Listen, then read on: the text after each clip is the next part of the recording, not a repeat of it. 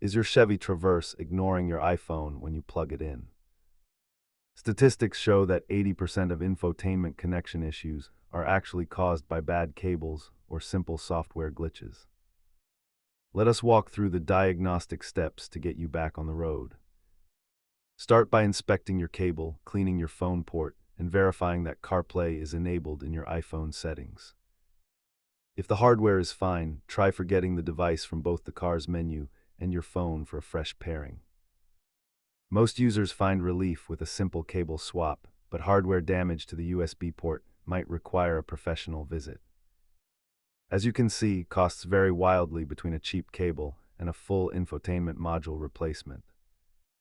For advanced troubleshooting, check your vehicle fuses or ask your dealer if a firmware update is available for your unit. Keep a basic toolkit handy, including a plastic trim tool if you need to access the USB port assembly.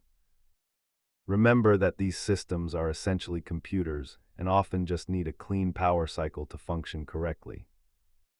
If these steps helped, hit that like button and subscribe for more Chevy maintenance tips.